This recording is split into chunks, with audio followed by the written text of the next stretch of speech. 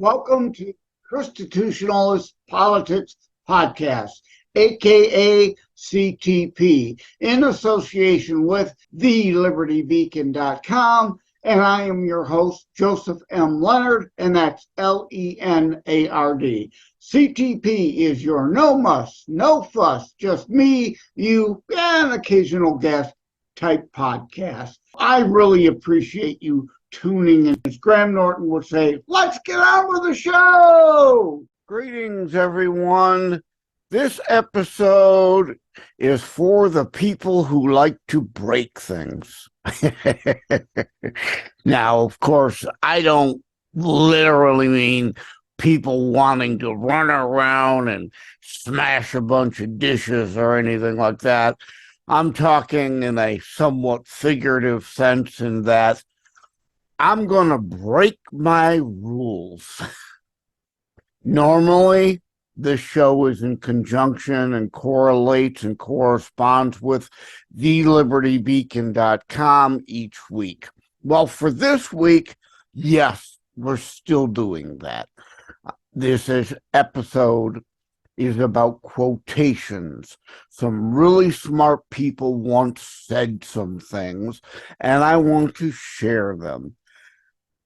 On TheLibertyBeacon.com, however, these quotations take up so much space, they are actually going to be part of my ChristiTutionalist Politics Part 2 book, still slated. Hopefully, plans sometimes run into problems, but as it stands now, I'm still looking to drop CTP 2 June 1st of 2024, and there will be Chapter 2 as it's planned right now, Quotations, some really smart people once said. On TheLibertyBeacon.com, because there's so many quotes, this will be a Part 1 and Part 2.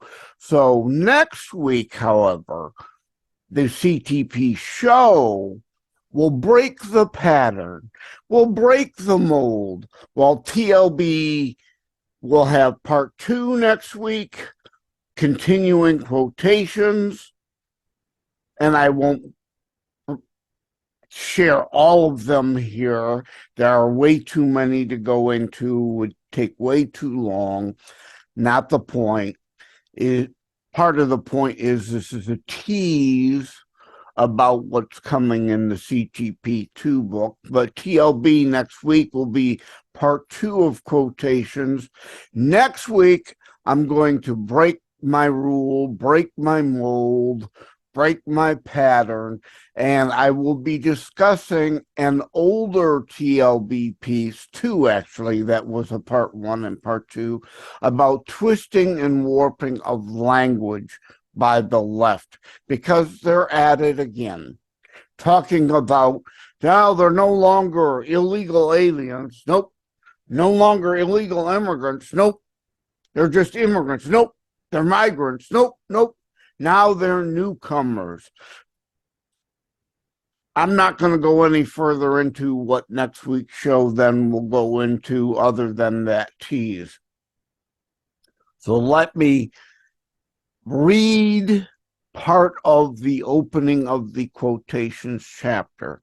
Yes, there are way too many people who have said some really great comments to quote here.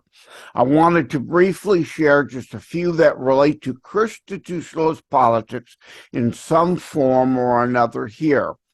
Some to provoke thought, while others to hopefully inspire or motivate to action, as this book is both intended to do. If you read the original CTP book, you've seen some of these, others not mentioned in the original CTP 1 book, also below. Some quotes will be very familiar, while others here from off the beaten path that are equally important, but many people have not heard or are certainly less quoted. Of course, one could write an entire book thousands of pages long, or even an entire encyclopedia of books, if you remember the Encyclopedia Britannica. Well, at my sister's house, who lived in with my mother, who had dementia for a while, passed in 2022, there's still a full set of Encyclopedia Britannicas from like the 1980s in the basement over there. I don't know what we're going to do with them, but that's an aside. Encyclopedia books, all hundreds, thousands of pages in themselves, packed with just quotes that relate to one another to make points. But I'll leave that book or that set for someone else to produce. For now, sharing these several, in my opinion, very important quotes, bolstering points previously made in ChristiTutionalist Politics, the original book, and preview foreshadow where we're going in this edition titled ChristiTutionalist Politics 2. First and foremost, as this book mainly, but not exclusively, for Christians, and about the point that we must act and not just expect things to be as we wish them. Ye shall be known by your fruits, not your empty rhetoric, right? God, fruits, deeds, results, your actions, what you're actually reaped from what you sowed, not coulda, woulda, shoulda, not your but my intentions were, or I hope for, good cop-out, not just I prayed and left it all up for God, right? As we're given free will and commandments like to be our brother's keeper, which is a personal commandment for us to act upon, not render that unto Caesar. Jesus was not a socialist. This is not about rendering brother's keeper unto Caesar to then steal from Steve to give to Eve for Eve to then help John across the street so that Eve feels good, like she actually did something when she didn't. Not this, I prayed and gave it all to God, right? Free will, we are to act on the commandments given to us, not on just how to behave, but calls to act, to protect, preserve, be productive for and in Christ's names. So the first quote I've put into the quotations chapter is from 1 Timothy 1:13. As I besought thee to abide still at Ephesus, when I went unto Macedonia, that thou mightest charge some that they teach no other doctrine. Put no other God before me, and the doctrine of the Bible. ChristiTutionalist Politics is all about that. The Bible, the whole Bible in full context. Teaching bits and pieces distorted out of context is an earthly, worldly, other doctrine agenda. So that's an important quote to start with. And next, from POTUS 45, Trump, in America, we don't worship government, we worship God. In response to Biden saying, put trust and faith in our government. And as I've been saying for years, liberals, although I need to correct that, leftists, real faith is only in government. Their motto, separation from church to state, as opposed to what Jefferson was really talking about in his letter, separation of church and state, is not in our founding documents. The left twists and distorts the Jefferson letter. Freedom is a fragile thing and is never more than one generation away from an extinction. It is not ours by inheritance. It must be fought for and defended constantly by each generation, for it comes only once to a people. Those who have known freedom, then lost it, have never known it again. the Gipper, Ronald Reagan, who also said, if fascism ever comes to America, it will come in the form of liberalism. Now, I know while we quote Ronald Reagan on that, he is actually paraphrasing someone else, though I don't know who it was he was quoting during an interview that he paraphrased it from. I haven't been able to find that. So we still attribute that to Ronald Reagan, even though technically he was paraphrasing it from someone else. And I'll get into that later about the Claudine Gay plagiarism situation where she didn't bother to put pieces that she stole, she lifted, she claimed them as her own rather than putting them in quotations and providing a citation. In this case, we don't know exactly who Reagan was paraphrasing there to be able to give them a partial accreditation or citation for that. So this quote is provided in earnest as to who we know. I'm directly quoting Reagan having said it, but acknowledging fully someone else has said it. And that can be true of other quotations. We know whom we're quoting. To the best of our ability, they are the person we believe originated it, but it could have originated from somewhere else. But the best of my ability, I'm providing quotes with the proper accreditation and citations as best as I can. To follow up the fascism thing, because communism, all leftist paradigms, the left-right political spectrum paradigm, to the left, more absolute power control. To the right, anarchy. Now, I want to make a point about anarchy, though. No government. Now, Antifa and blackline Marxists use the anarchist symbol, but they're not anarchists. They're fascists. They want full tyrannical top-down federal government, but they use the anarchist symbol based upon its Russian roots, but not in the earnest sense of they want less or no government.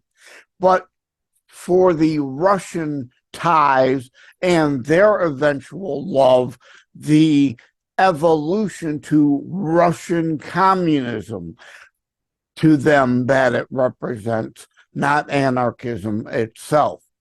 So I just wanted to clear that up. But in response to people inquiring why Norman Mattoon Thomas was no longer going to run for president in the United States after doing so 6 times for the Socialist Party of America, he stated in a 1944 speech, "The American people will never knowingly adopt socialism, but under the name of liberalism, they will adopt every fragment of the socialist program until one day America will be a socialist nation without knowing how it happened."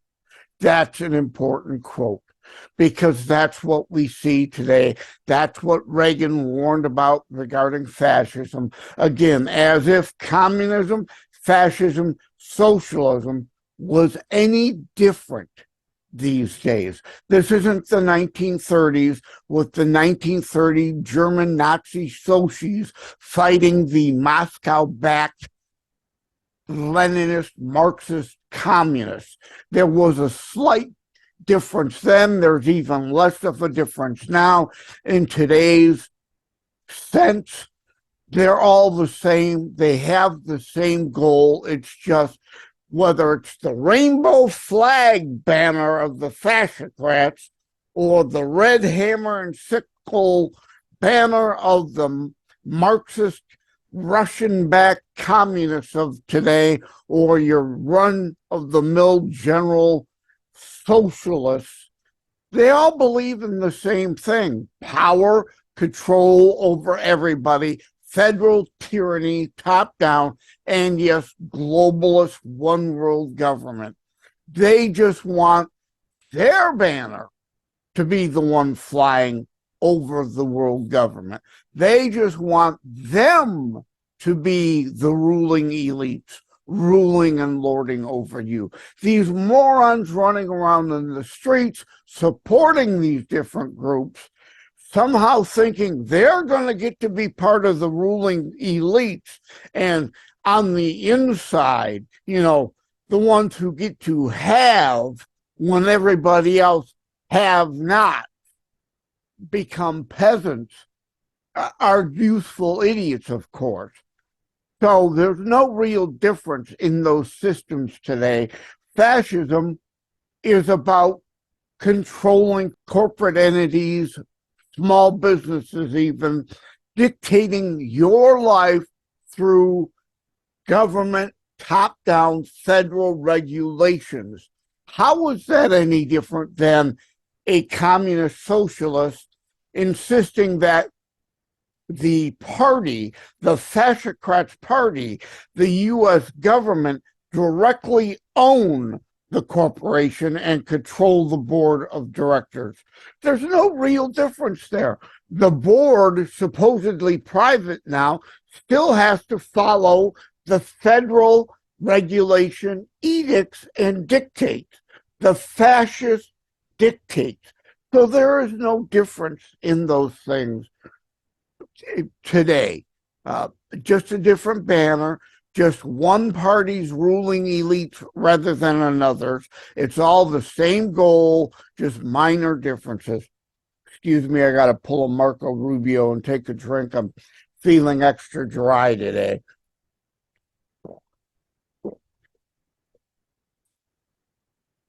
So good, so good, so good. Pure bottled water. I've broken away.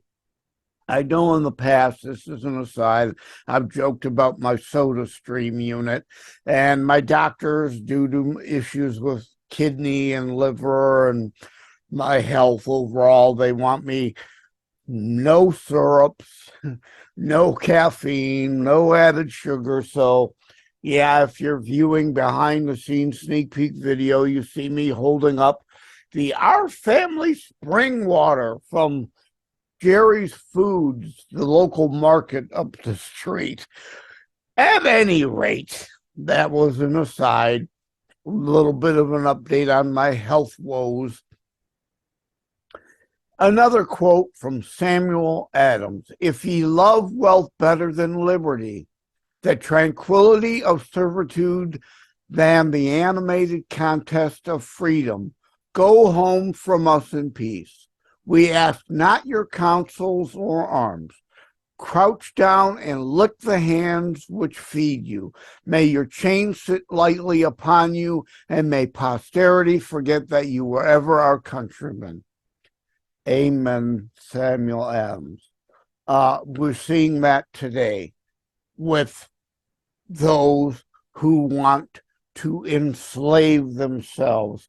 They long for the shackles of handouts and being able to just get by, be consumed, have a roof over their head, enough food for their bellies so that they can engage in the bread and circus, which I've written about and we've talked about recently. They want the change. They want the tyranny, just as long as they have enough just to get by, as if the only meaning in life were to be able to coast through life and, just get by, rather than the dangers of real freedom, at which Ben Franklin talked about with a republic, if you can keep it. Real freedoms, your chance at a meritocracy to grow and obtain and really live a life that you want to, rather than just be forced to skate and get by and not really gain any enjoyment from life. One of the penalties for refusing to participate in politics is that you end up being governed by inferiors. An important quote from Plato. And another, Ben Franklin, those who are willing to trade freedom for security deserve neither. Right? And talking about liberty, Thomas Jefferson. Rightful liberty is unobstructed action according to our will within limits drawn around us by equal rights of others. I do not add within the limits of the law, because law is often but the tyrant's will, and always so when it violates the rights of the individual. Our nation is founded on individual rights and personal responsibility. We've talked before about the Bradford colony and the failure of communism here on our own soil.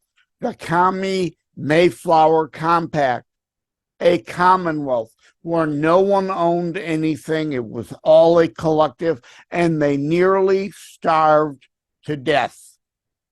But Bradford instituted then private property ownership, free markets, personal freedoms, individual rights, as long as you didn't trample on another person's individual rights and freedoms, the ability for yourself to excel and force those. It is biblical that there is a difference between those unable to do for themselves and those unwilling to do for themselves. We are to take care of those who are unable to do for themselves. And Paul Harvey would say, now you know the rest of the story, and as the old saying goes, the rest is history. After Bradford pivoted, and I like to say I think Ayn Rand got a bit of her idea for Atlas Shrugged from Bradford, the colony there. The obedient always think of themselves as virtuous rather than cowardly. Oh, is that a great quote from Robert Anton Wilson about self-justification for idleness. I'm going to skip ahead here because, again, it would take hours to read all of these quotes. I just want to share a few of them so that you go to the libertybeacon.com and read the part 1 and part 2 of the quotes. And or, of course, please consider buying ChristiTutionalist Politics 2, the book that will be coming June of 2024, that will have more than this show or the part 1 and part 2 of the libertybeacon.com pieces. It's the mark of an educated mind to be able to entertain a thought without accepting it. Very important quote from Aristotle. I talk all the time. I deal in the good, the bad, the ugly, the pros and the cons. I'm going to take another drink.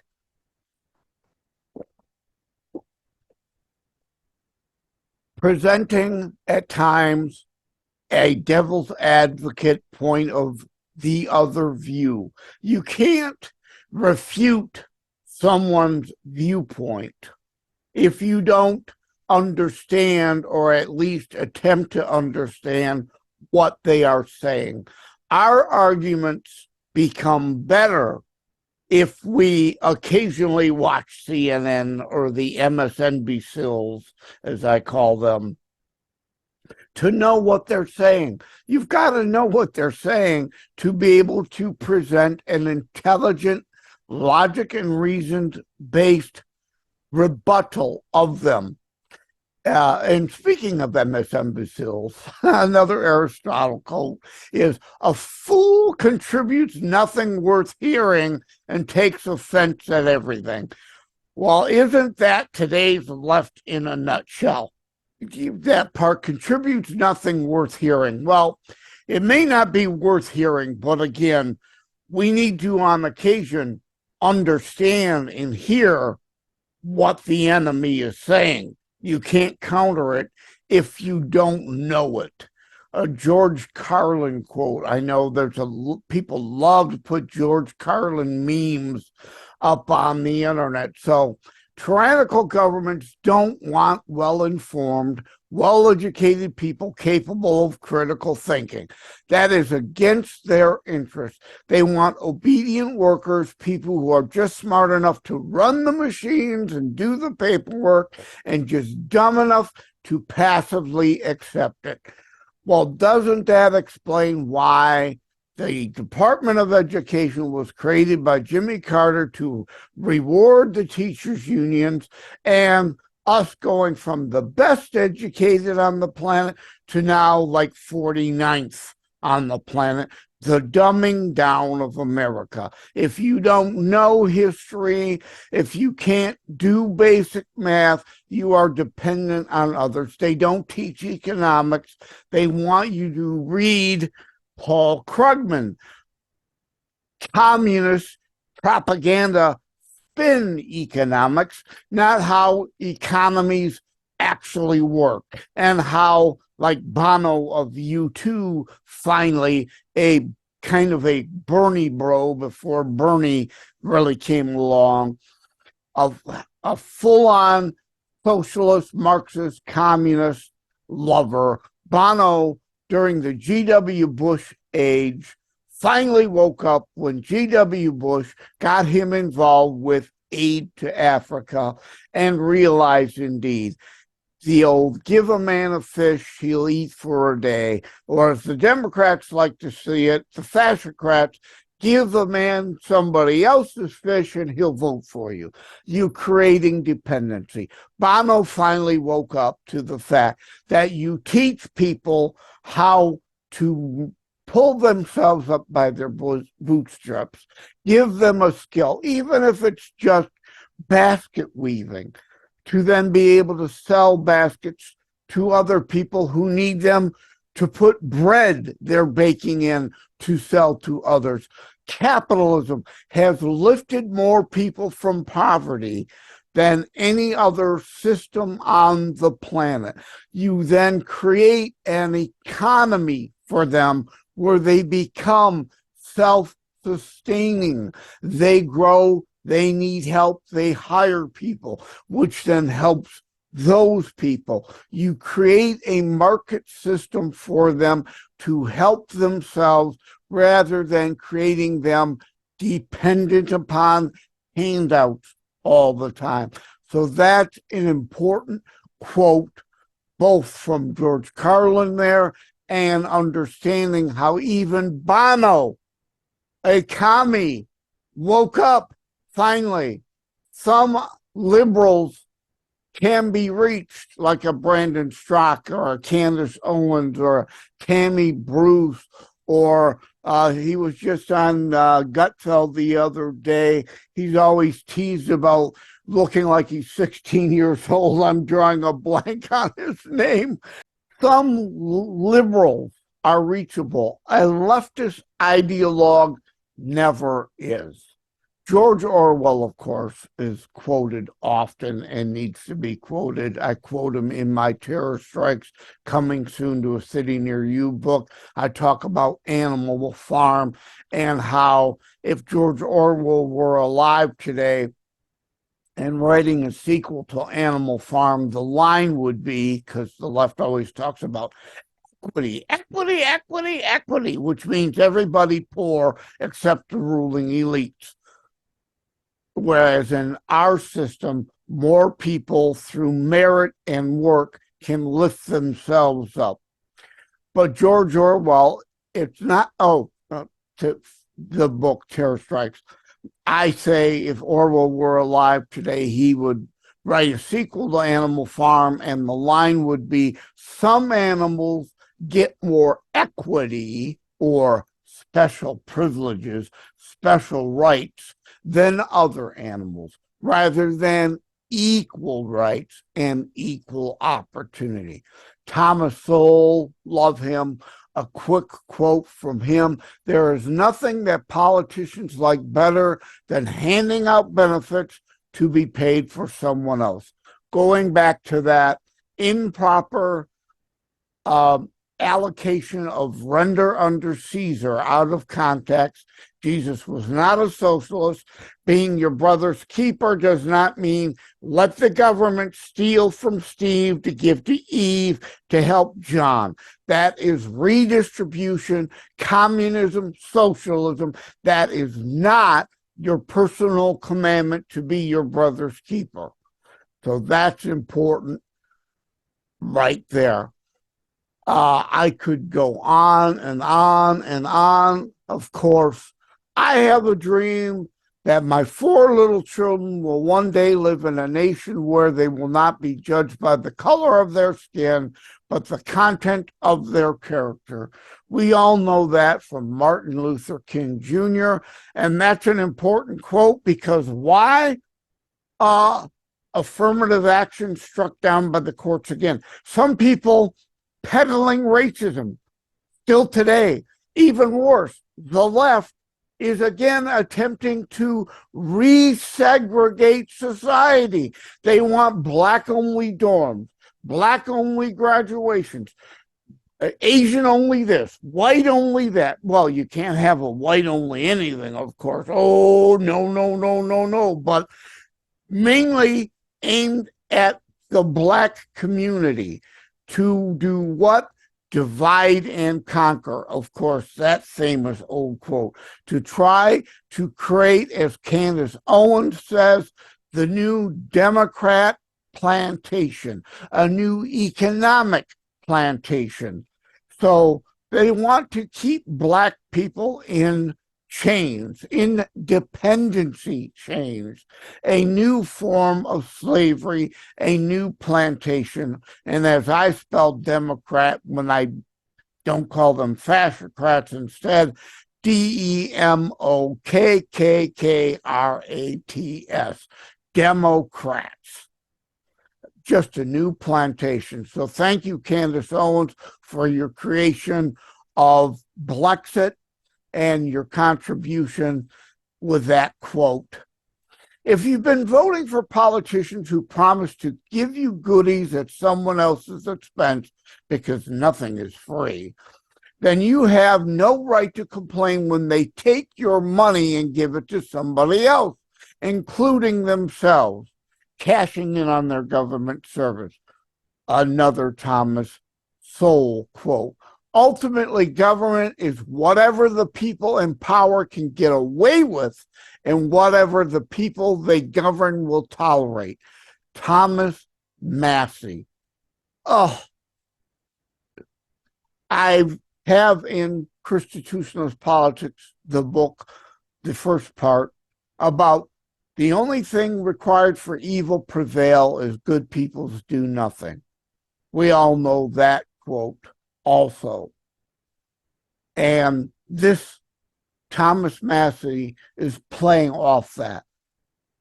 The only thing required for evil prevail, good people do nothing. If you do nothing, indeed, as Thomas Massey says, ultimately, government is whatever the people in power can get away with, and whatever the people they govern will tolerate. We, the people, we are at fault for allowing this government to get as out of control as it has, and if we don't rein it back in, how much further it will get. Also, regarding socialism and the dependency from Rush Limbaugh, liberals measure compassion by how many people are given welfare. Conservatives measure compassion by how many people no longer need it. How many people, as Bono discovered through markets and capitalism, lifting people up, no longer need the handouts, are no longer dependent on others.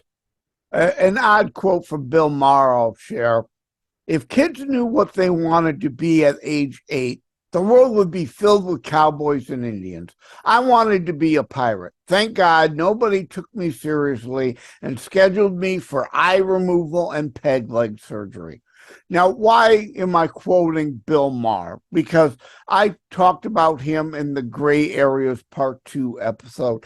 He's still an ultra-leftist. He says some occasional good things, but that quote is indeed a good one. And the point, you do not allow 10, 12-year-olds to say, I think I'm a different gender, and have someone chop off their body part. They're not ready to make adult decisions. That's why if you want to do something after age 18, you knock yourself out. As an adult, you get to make that decision. But in a nation of God-given rights, we still recognize children do not have fully evolved brains. And in fact, science now says the brain really isn't even remotely fully evolved until like age 24. So rather than lowering the Voting Rights Act age to 16 like the left wants, because kids don't know anything, they're in the indoctrination factories, they can be fooled and tricked and easily manipulated in voting for fascocrats. We should probably really raise the voting age to 24 when your brain's actually fully developed and you've had time to experience some life on your own and for yourself. But that, again, is another aside. But you can see why I am quoting these things and these various different people to hopefully spur these thoughts in you. Here's one from Socrates. I know you won't believe me, but the highest form of human excellence is to question oneself and others. That's important. It's biblical also. Because why? Hubris, pride. You need to be able to question oneself as well as others. We are all human. We are all frail. We are all capable of making mistakes, committing error. We must recognize that, put aside our pride, and recognize that last part. The highest form of human excellence is to question oneself and others. Very important. Very important. G.K. Chesterton. Tolerance is the virtue of a man without convictions. Does that not say it all there?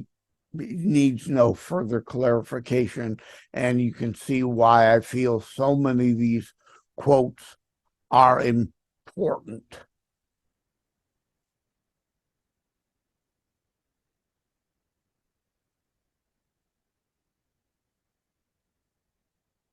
Karl Marx, since we've talked about socialism and communism, let's quote Karl Marx. It's important. Again, Hitler was Time Magazine's Man of the Year, not because he was someone to be lauded or to look up to, but because he was the man most affecting things at that time that he was named Man of the Year. It is equally important to them to recognize good and evil in their mind back when Time Magazine actually made sense and were run by actual journalists.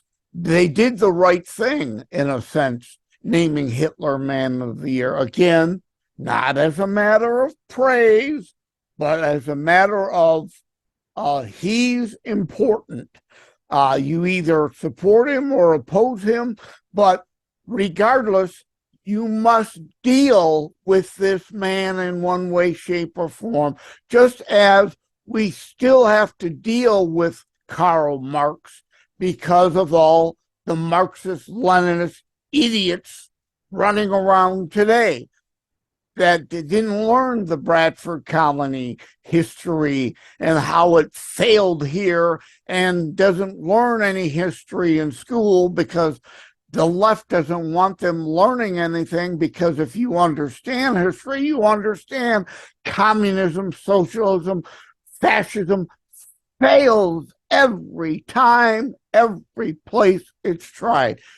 Karl Marx, in his own words, my objective in life is to dethrone God and destroy capitalism.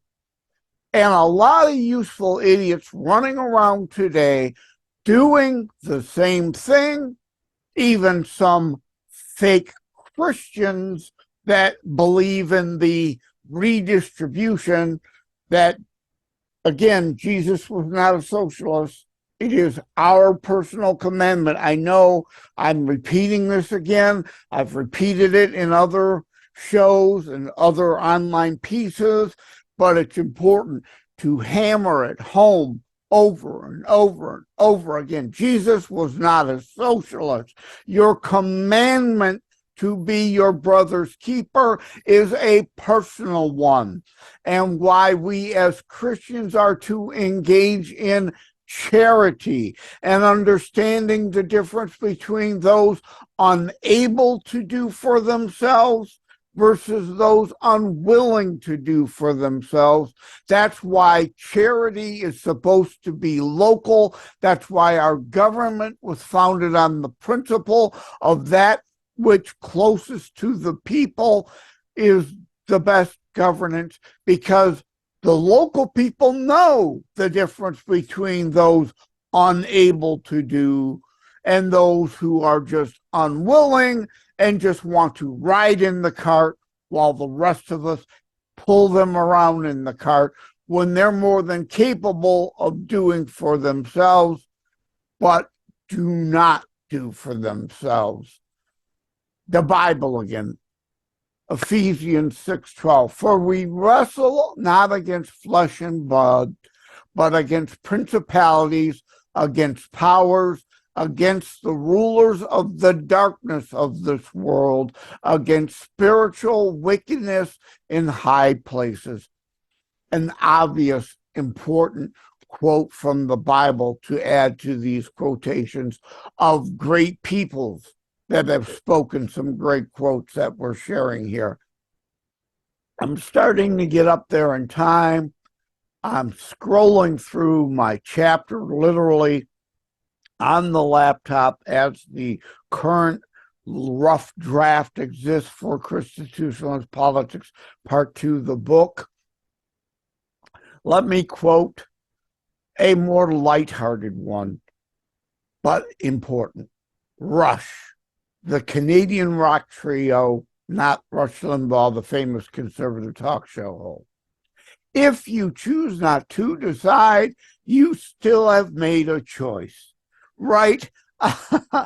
Oh, that is biblical without being from a biblical scholar. But that is biblical, right? If you choose not to decide, you still have made a choice to allow others to dictate upon you what you can or can't do. So not choosing to be involved in politics, you're allowing the tyranny, and you're not only letting yourself down, you're letting down your other fellow Americans who don't deserve the boot of tyranny upon their throat that you're allowing to usher in by your complacency. You're sitting around. And I've written occasional distractions, not just okay, but healthy. And we did the God and Guns plus Sports show where we talked about that. You know, occasional distractions are good. You know, I love watching the NHL hockey games. The problem is if you're consumed by the bread and circus 24/7, all the time, that is the problem. But back to the Rush rock group quote. So get off your butt, I add. Pick a side, be involved. Also, Rush the group. Show, don't tell. I've heard it all before. Don't care what you say. Show me, don't tell me. Pardon, I used to write and record music. I used to have a reasonable voice, but I dare not try to imitate Geddy Lee's voice here now and sing it. My singing is horrible these days. That's why I stick to writing books. But yeah, show me, don't tell me. Again, biblical. Actions, not empty rhetoric and meaningless and worthless online whining virtue signaling as you shall be known by your fruits. How many times does that need to be repeated? And Charlotte Bronte from Jane Eyre, oh boy. Jane, yeah, Eyre. Yeah, I've never read that book. I know of the book, and now I'm screwing up the pronunciation, not even sure how it's supposed to be pronounced, but regarding freedom, an important quote from that book. I am no bird and no net ensnares me. I am a free human being with an independent will. Important quote, because sadly, again, others prefer to put their own chains upon them. They're happy to be a caged bird as long as somebody cleans the cage and feeds them seed. They're happy with their little piece in the corner of the room of the planet. And that is so sad. I mentioned Ayn Rand, however you wish to pronounce her name. There is no difference between communism and socialism except in the means of achieving the same ultimate end. Communism proposes to enslave men by force, socialism by vote. It is merely the difference between murder and suicide. Thank you, Miss Rand, for that quote. You've heard me say that in other terms, right? There is no difference between communism, fascism, socialism. It's all, as she says, merely the difference between murder and suicide, the means of achieving the same ultimate end, I say the same goals. So that's an important. I'm going to go ahead and wrap it up here. I jokingly, well, before I go to that one too, because, you know, I like to be tongue-in-cheek at times. We've talked about the need to keep a sense of humor. Things are so darn serious. We have to be able to laugh, especially at ourselves, if we're to laugh at others, and to try to keep a sense of humor. But before that, one of the closing quotes that I go more lighthearted with, Salman Rushdie, if you recall, there's still a fatwa out on his life for writing the Satanic Verses book. He said, what is freedom of expression? Without the freedom to offend, it ceases to exist. Very important quote about free speech. Now, as to that bit of fun quote at the end of the quotations chapter, roads? Where we're going, we don't need roads. Which, of course, Doc Brown, as played by Christopher Lloyd in the Back to the Future movie, closing on a bit of fun because, remember, I always say, we'll go crazy if we cannot keep a sense of humor during these serious times. So again, I just wanted to pull very few of these quotes from history. Feel free to reach out to me via josephmleonard.us or terrorstrikes.info sites, the contact tab, to share your favorite quotes.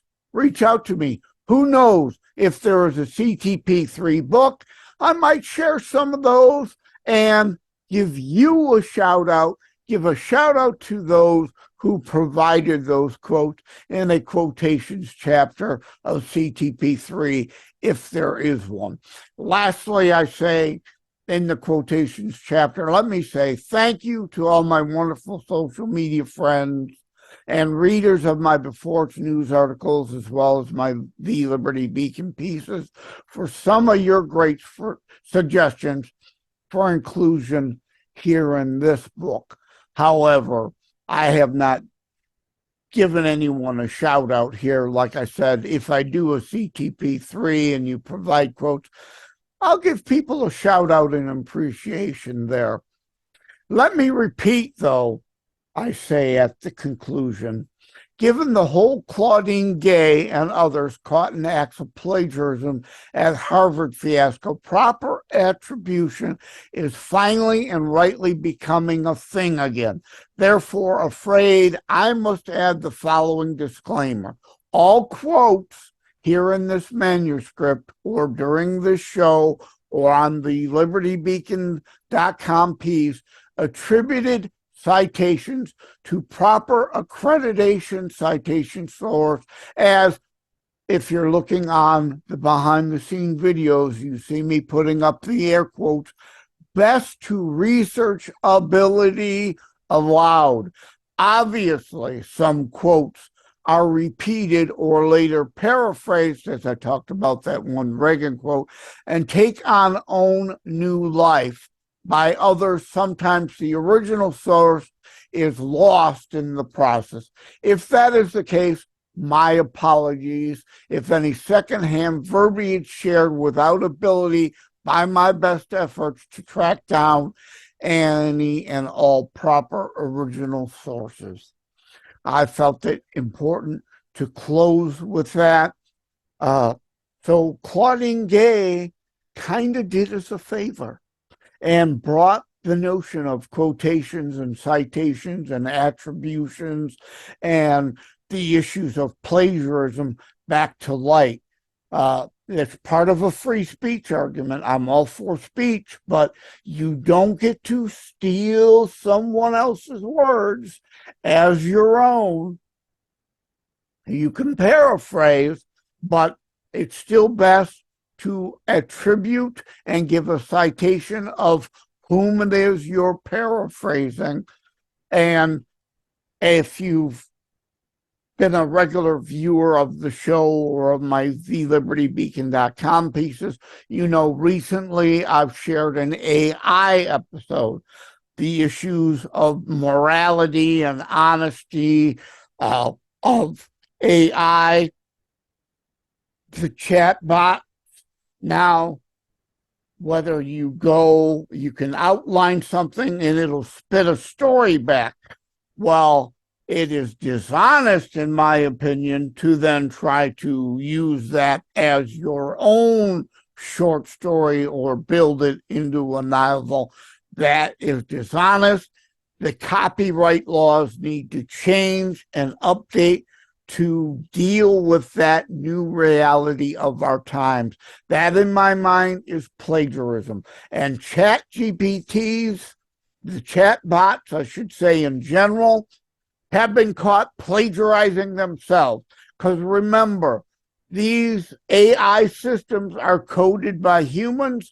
They're only as good as what humans code them to do. Remember, as a former IT guy, the old DIGO, garbage in, garbage out. So AI may make a good new research tool, but if they're quoting garbage, right? Reagan, speaking of quotes, once said, trust but verify. I avoid Google except for like shopping and things like that. For very serious things, I go to DuckDuckGo, Gibberoo, or FreeSpoke search engines who don't leftist mitigate results to present a leftist spin on things in the top results. So Google's great for shopping, but for serious searches, you should use DuckDuckGo, FreeSpoke, or Gibberoo. AI can be a great research tool, but like Wikipedia, a whole lot of garbage comes out of it. So you've got to be careful there. And these chatbots have been caught indeed pulling Claudine Gay plagiarisms, putting things in text as if it's the chatbot that came up with it when they're pulling somebody else's quote, but not giving it a proper attribution or citation. So please be original in your thoughts. Yes, use those for research, but in your writings, you need to be original. Be careful, beware, be wary of those who are cheating using these chatbots now to create material. With that, I will end it. Say thank you all for tuning in. And again, next week on thelibertybeacon.com will be Quotations Part 2.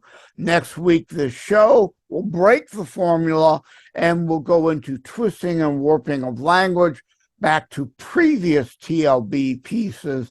So there'll be a divergence of the formula there. Thank you all. Take care and God bless.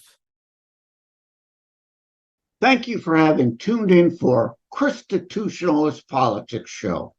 If you haven't already, please check out my primary internationally available book, Terror Strikes, coming soon to a city near you. Available anywhere books are sold. If you have locally run bookstores still near you, they can order it for you, or autographed copies are available online direct from me via terrorstrikes.info/shop. Be sure to check out more about today's discussion at thelibertybeacon.com, where my articles drop every Saturday. And let me remind, over time, the fancy high production items will come. But for now, for starters, it's just you as a very appreciated listener by me. All substance, no fluff. No fancy high production intro or inserts, at least yet, just straight to key discussion points. A show that looks at a variety of topics, mostly politics, through a Christian U.S. constitutionalist lens. So again, thank you from the bottom of my heart. Take care. God bless. Like and subscribe to ChristiTutionalist Politics podcast and share episodes. We need your help to grow the show.